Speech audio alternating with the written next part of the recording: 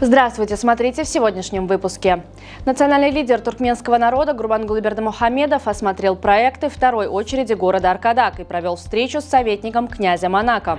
Президент Туркменистана поздравил с днем рождения генерального секретаря ООН и другие новости. Председатель Халк Маслихаты Туркменистана Гурбангулы Бердымухамедов ознакомился с проектами социальной инфраструктуры второй очереди города Аркадак. В ходе визита национальный лидер туркменского народа изучил планы строительства городского парка, детского развлекательного центра, мечети и других объектов, которые возводятся в рамках концепции умного города.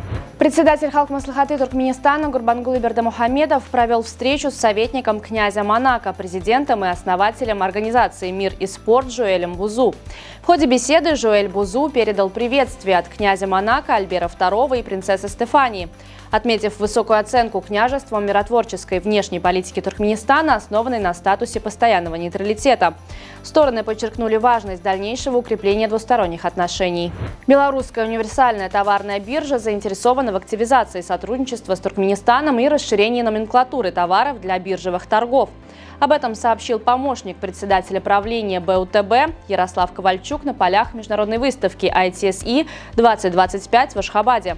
По его словам, Белорусская универсальная товарная биржа является единым окном входа на белорусский рынок, через которую проходят все государственные предприятия страны.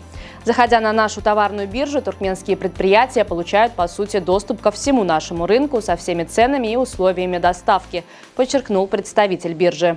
Туркменистан активно продвигает электрификацию транспорта в рамках реализации программы по декарбонизации экономики. Об этом заявил заместитель министра финансов и экономики Туркменистана Бабанияз Яллаков, выступая на первом министерском форуме Организации экономического сотрудничества по устойчивому развитию в городе Аркадак. Примером эффективной реализации программы электрификации является успешное внедрение общественных электробусов и электромобилей такси в новом городе Аркадак. Параллельно развивается зарядная инфраструктура, обеспечивая ее доступность для пользователей электрического транспорта, отметил Яллаков. Президент Туркменистана Сердар Бердымухамедов адресовал искренние поздравления и наилучшие пожелания генеральному секретарю Организации Объединенных Наций Антонио Гутерришу в связи с днем его рождения. Глава Туркменистана выразил генеральному секретарю ООН пожелания крепкого здоровья, счастья, неиссякаемой энергии и воли, а также больших успехов в проводимой работе. Власти Непала разрабатывают новые правила восхождения на высочайшую вершину мира Эверест. Теперь разрешение на восхождение смогут получить только те альпинисты, которые уже имеют опыт покорения как минимум одной гималайской вершины высотой более 7000 метров.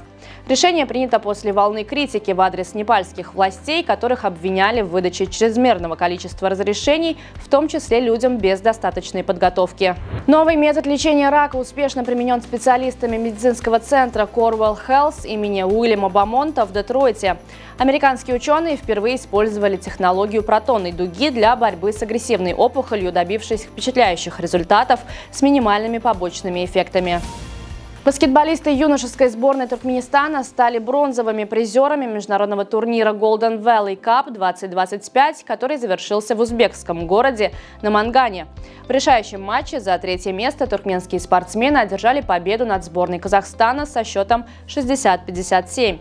Турнир объединил 10 команд из 5 стран Центральной Азии.